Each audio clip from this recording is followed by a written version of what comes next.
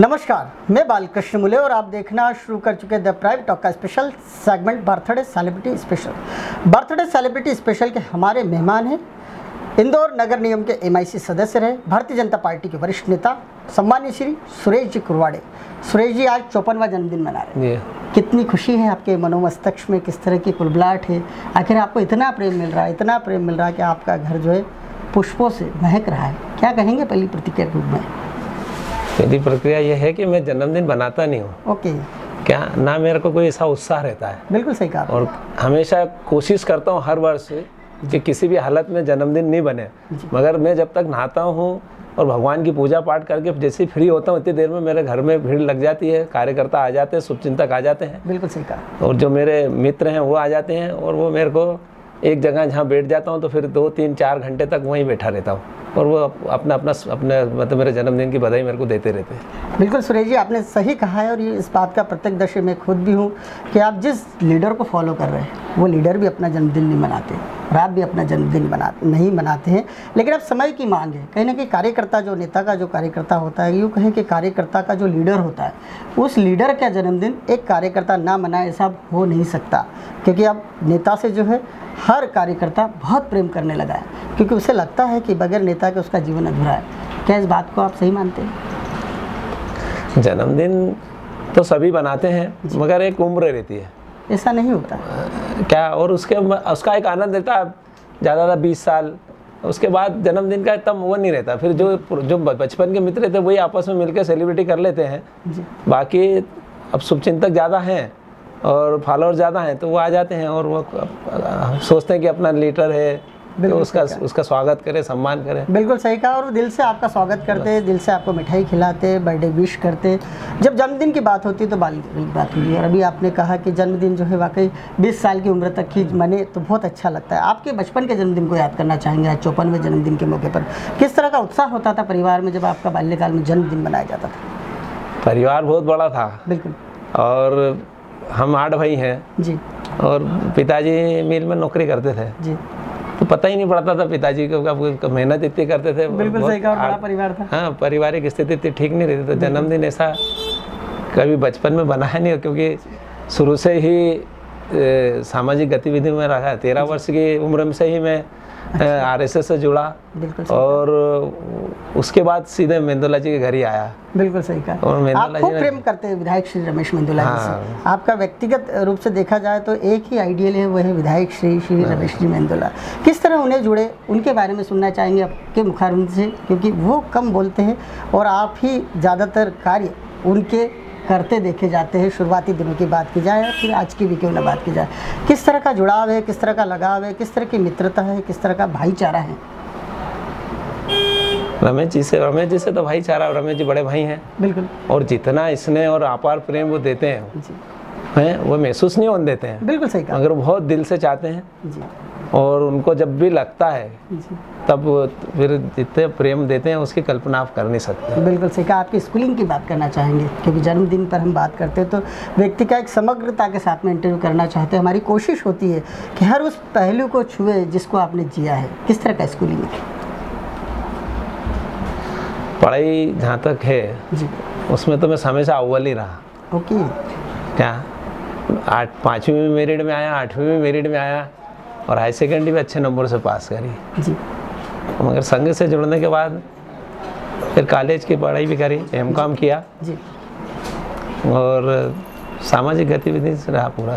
कहा जाए आपके राजनीतिक सफ़र की यदि बात करना चाहे, क्योंकि हम जल्दी इंटरव्यू इसलिए भी लेना चाहते हैं कि आपके समर्थक बाहर भी खड़े हुए, आपको बुके देने के लिए, आपको मिठाई खिलाने के लिए, कुछ ढोलक लेकर भी आए थे जिन्हें आपने रोक दिया। एक सच्चे लीडर की हमेशा होती कि शांति, सद्भाव, सादगी के साथ ही जन्मदिन बने और उसका प्रयास आपने काफ़ी किया है। कोविड के प्रोटोकॉल का भी आपने काफ़ी पालन करते हुए दिखाई दिए, जिस तरह से हम पिछले 1 घंटे से आपके जन्मदिन के सेलिब्रेशन को देख रहे हैं। हम तो देखते हैं कि जिस तरह से सेलिब्रेशन आपका मन रहा है जन्मदिन का, ऐसे सामान्य तौर पे कम ही देखे जाते हैं। आप आखिर इतना प्रेम कैसे अर्जित कर पाए? किस तरह के मूल मंत्र हैं आपके राजनीतिक और सामाजिक जीवन के? कितने ढेर लोगों को आप अपने जीवन में जोड़ चुके हैं? अभी 10 साल पार्षद रहा मैं जी। तब जनता की खूब सेवा करी। बिल्कुल सही कहा। और जितनी कोशिश होती है जी अगर घर पे कोई आया तो उसको खाली हाथ जाने नहीं देना, बहुत बड़ी बात है ना। यही सिद्धांत रमेश जी का भी है, बिल्कुल सही कहा, है ना। और रमेश जी का कहना है कि आपकी नीयत और नीति दोनों निष्पक्ष होना चाहिए, बिल्कुल सही कहा, है ना। भावना आपकी बिल्कुल ऐसे किसी के प्रति कठोर वो नहीं होना चाहिए, कटु नहीं होना चाहिए, बिल्कुल सही, कैसा भी हो उसकी मदद करो, सेवा करो, सेवा के क्षेत्र में आप सतत लगे रहो जी। और अगर आप लगे रहोगे तो ईश्वर भी आपकी मदद करेगा। बिल्कुल सही कहा कि भारतीय जनता पार्टी के राष्ट्रीय महासचिव कैलाश विजयवर्गीय जी का जो अंदाज होता है कि हमारे घर कोई दुश्मन भी आ जाए तो खाली हाथ ना जाए और उसकी हम पूरी तरह से मदद करें, ये बार बार वो जब भी उनके इंटरव्यू पुराने दौर में हुए उन्होंने इस बात को स्पष्ट किया।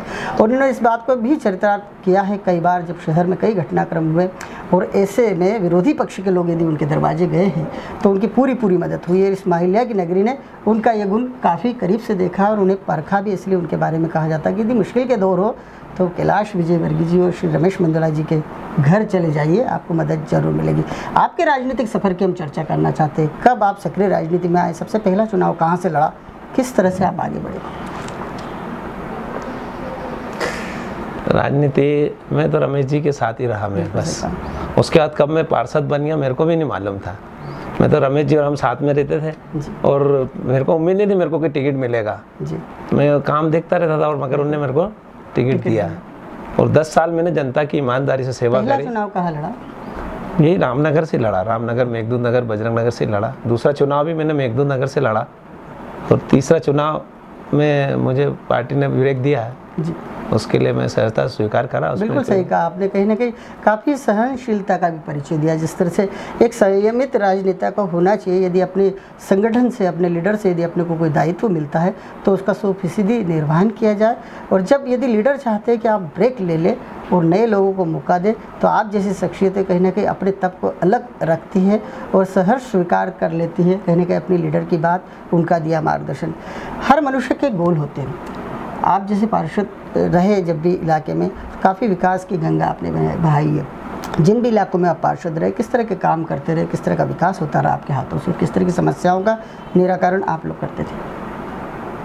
पार्षद का चुनाव मेरे ख्याल से जनप्रतिनिधि जो रहता है जी, उसको जनता वोट देती है। बिल्कुल सही कहा। अब वोट देती है तो उसको जनता को ये मौका नहीं देना चाहिए कि हमारे इधर की रोड बनाओ, बोलने का मौका नहीं देना चाहिए। ड्रेनेज लाइन डालो, पानी की लाइन, ये तो उसका कर्म है, बिल्कुल कार्य है उसको उसका, कि वोट ही आपको इसलिए दिया है, इसी बात का दिया है। मगर उसके अलावा एक सेवा का क्षेत्र रहता है। बिल्कुल सही कहा। जो अब जिस क्षेत्र से मैं पार्षद था जी, उस क्षेत्र से लोगों के यहाँ जैसे कोई शांत हो जाता तो उनके पास पैसे नहीं रहते थे, बहुत विकट स्थिति, बिल्कुल सही कहा। उसको शव यात्रा निकलवाना, उसको अंतिम संस्कार की पूरी प्रक्रिया करना, उसके घर पे नुक्ता कराना, उसके जो भी क्रियाक्रम रहते पूरे कराता।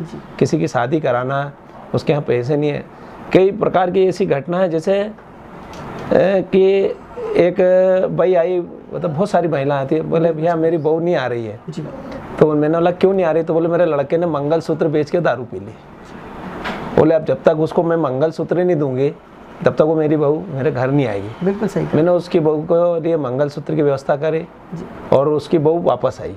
बिल्कुल सही कहा। तो सास कभी कभी इतना वो करती है। जी सुरेश जी, मैं आपसे चर्चा कर रहा हूँ तो मैं कुछ अनुभूतियाँ भी महसूस कर रहा हूँ कि कहीं भी कैलाश जी की बात हो, रमेश जी की बात हो, आपकी स्वयं की बात हो जो कि अपना 54वां जन्मदिन मना रहे हैं और आपका पूरा जीवन ही काफ़ी तब एक साधक के रूप में बीता हुआ है। जिस तरह से आपने स्वयं अपने आप को पूरी राजनीति में समर्पित किया, सामाजिक क्षेत्र में समर्पित किया और इस क्षेत्र की राजनीति देखी है मैंने कि विधानसभा क्षेत्र मांग 2 की राजनीति, यहाँ के आवाम को केवल ना केवल मूलभूत सुविधाओं का लाभ मिलता है बल्कि सामाजिक सरोकार से जुड़कर आपकी टीम जो है, रमेश मेंदोला जी की टीम का अहम हिस्सा है। आप जैसी शख्सियतें, आप जैसे पॉलिटिशियन उन क्षेत्रों में मतलब राजनेता को जो कार्य करना होते हैं उनसे कुछ 2 कदम आगे बढ़ के सामाजिक स्तर पर भी काम करते देखे जाते हैं। जिस तरह से आपने एक एग्जाम्पल तो अभी दिया है। इसी तरह कोविड का काल आया तो आपको एक कठोर परिश्रम, कठिन मेहनत करते हुए हम लोगों ने देखा है। किस तरह का रहा, क्योंकि देखा गया है कि अभी तक के जितने भी कॉर्पोरेटर रहे, हालांकि आप तो ब्रेक ले चुके थे, बावजूद इसके आपने पूरी शिद्दत से काम किया। आखिर ये प्रेरणा, ये सीख, ये संस्कार कि लोगों की मदद करना, लोगों तक राशन पहुँचाना, लोगों की ज़रूरत की चीज़ें, क्योंकि एक ऐसा कार्यकाल था, मुझे लगता है किसी भी पार्षद रहते हुए व्यक्ति को या किसी भी समाज सेवी को इस तरह का कोविड की महामारी जैसा दौर देखने को नहीं मिला हुआ। ऐसी विकट परिस्थिति में आप लोग सड़क पे उतरे, और उन लोगों की मदद की जिन्हें अंत्योदय कहा जाता है। किस तरह याद करते हैं, खासतौर से इस कोविड की महामारी के चलते जिस तरह से आपने सेवा की कार्य की, किस तरह याद करना चाहेंगे? वो कौन सा दिन था जब आपको महसूस हुआ कि नहीं, मुझे अब जनता के लिए काम करना है, क्योंकि आप ओरिजिनल जनता जो है सही मायनों में अब तकलीफ में है?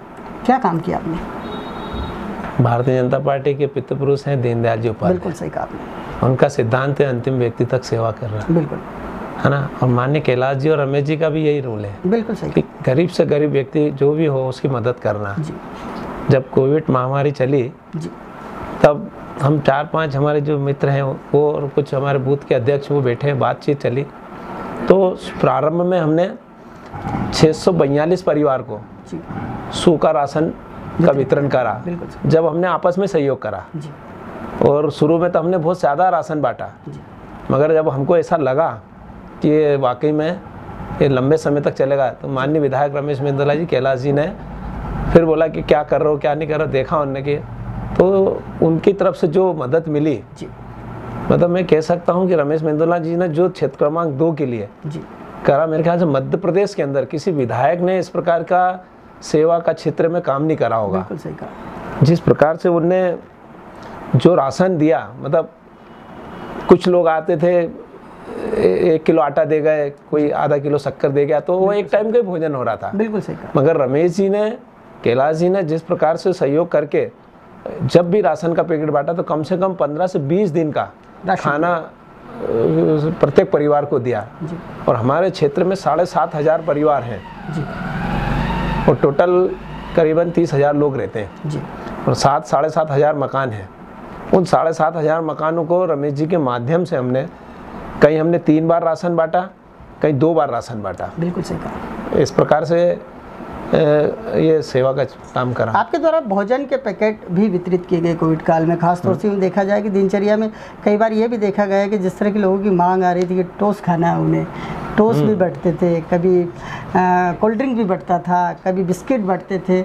आखिर ये इतना बिरला नेतृत्व, इतनी लीडरशिप, और आप इतनी मेहनत कर रहे थे कि आपको आज भी मेहनत कर रहे हैं, आपको कोविड से डर नहीं लगता? माननीय विधायक जी ने जब हमने राशन बांटा ना, तो हमारी थैली देखी कि दे क्या रहे हैं ये। जी बिल्कुल। तो हम प्याज, आलू और आटा, शक्कर, दाल, चावल और तेल दे रहे थे। जी फिर बोले यार बच्चों के लिए तो कुछ करो। बिल्कुल सही कहा। तो माननीय विधायक जी ने उसके लिए हमको केक, बिस्किट जी और इतने ऊंचे क्वालिटी के बिस्कुट जो मतलब गरीब बच्चे खाते नहीं है, बिल्कुल सही कहा। देखने को नहीं मिलता उनको कभी। बिल्कुल सही कहा। वो वाले बिस्कुट जो बड़े बड़े घर के लोगों, अमीर लोगों के घरों में बिस्कुट जाते हैं, वो वाले बिस्कुट हमको दिए। जी और हमने यह सेवा की बस्तियां हमारे क्षेत्र में दोनों बस्तियों में खूब जम के chocolate, biscuit, cold drink, cake सब वितरण करा।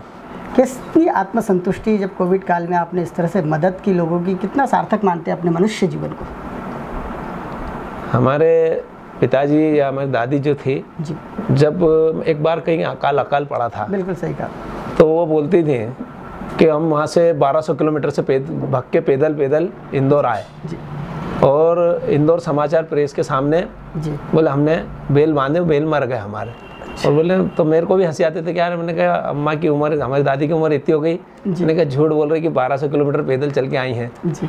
मगर जब ये अभी कोविड काल महामारी हुई और जब देखा कि लोग वाकई में पैदल इतनी दूर जा रहे हैं, बिल्कुल सही कहा, तब वो ऐसा लगा कि वाकई अपने परिवार के लोग सही बोल रहे थे। बिल्कुल सही कहा। और आप कहीं ना कहीं उस बात को आपने जहन में उतारा होगा कि कोई सच्चाई की उसके बात बाद हमने देखा कि उन्होंने कहा ये अपने लिए, अपने जीवन में, बिल्कुल सही, इसके अलावा आप मेरे ख्याल से कहीं इस प्रकार का सेवा क्षेत्र अवसर नहीं आएगा। बिल्कुल जी जान से हमारी पूरी टीम, जी, परिवार के जो सदस्य, जो लोग काम कर रहे थे हमारे साथ कार्यकर्ता, उनके परिवार के लोग रोज शाम को देखते थे जी, कि ये तो नेता तो मरेगा, मर गए, हमारे लड़कों को भी मरवाएगा बिल्कुल क्या। मगर भगवान का आशीर्वाद, कहते हैं ना कि आपकी भावना अगर निष्पक्ष है, सच्ची है, निस्वार्थ है, तो भगवान मदद करते हैं और भगवान मदद करते थे। बिल्कुल सही कहा। जो पारमार्थिक कार्य करेगा, जो ईश्वर का काम करेगा, ईश्वर शायद उनकी उतनी खूब मदद करते हैं। और मुझे तो लगता है कई बार जो अध्यात्म में विश्वास करते हैं, ये भी कहा जाता है कि ईश्वर स्वयं साक्षात साथ में भी घूमते होते, शायद हम पहचान नहीं पाते। आपके व्यक्तिगत बातें और करना चाहेंगे, जिस तरह से राजनीतिक क्षेत्र में तो आपने खूब काम किया, कोविड काल में भी आपको देखा कि आपने जितनी जीवटता के साथ में, निस्वार्थ भाव से, क्योंकि इस बार एक जनप्रतिनिधि की असल परीक्षा थी, क्योंकि अब जब नगरीय निकाय चुनाव होना है तो ऐसे में भी यही बात उभर के सामने आती कि जो भी कैंडिडेट आता है सामने कि नहीं, मैं एक भावी कैंडिडेट के रूप में चुनाव लड़ना चाहता हूँ, तब यही एक मापदंड देखा जाता है कि कोविड काल में व्यक्ति कहाँ थे। यदि जनता को, जनसमूह को आपकी ज़रूरत थी तो वो लोग कहाँ थे। लेकिन आपने अपने आप को सिद्ध किया, साबित किया कि आप असल लीडर है, असल जनप्रतिनिधि है, क्योंकि आपने जन सेवा करके ये सभी को दिखा दिया कि व्यक्ति को अपना जीवन किस तरह से सार्थक करना है। आप इतना सारा काम कर रहे हैं, आपके बचपन में किस तरह के खेलों से जुड़े रहे, आप आध्यात्मिक रूप से किस तरह से जुड़े हुए, सुनना चाहेंगे।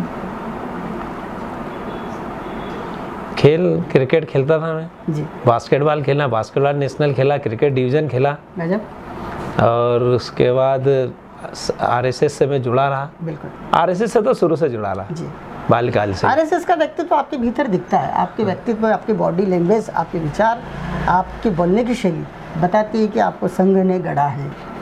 संघ के लिए तो समर्पित। आध्यात्मिक रूप से धार्मिक आयोजनों की बात करना चाहेंगे, किस तरह का आपका हिस्सा होता है, क्योंकि बड़े आयोजनों में आप काफ़ी शिरकत करते हैं, साथ ही बहुत बड़ी मदद होती है इस क्षेत्र में होने वाले। जब भी पार्टी ये में माननीय विधायक रमेश बिंदल जिस प्रकार के धार्मिक आयोजन कराते हैं कैलाश विजय, उसके ग्राउंड को संवारना, उसको सुंदरता प्रदान करना, उसकी वहाँ की व्यवस्था करना, वो जवाबदारी मेरे को करीबन मिलती है। बिल्कुल सही। और उसके अंदर मैं निष्पक्ष भाव से सेवा करता हूँ और पूरी कोशिश करते हैं कि आने वाले जो भी धार्मिक लोग हैं उन्हें किसी प्रकार का चलने फिरने में किसी प्रकार की असुविधा ना हो, इसलिए उस ग्राउंड को पूरा व्यवस्थित बनाते हैं, बैठने की व्यवस्था अच्छी करते हैं, तो छाँव की व्यवस्था करते हैं, सारी व्यवस्थाएं जो रहती हैं।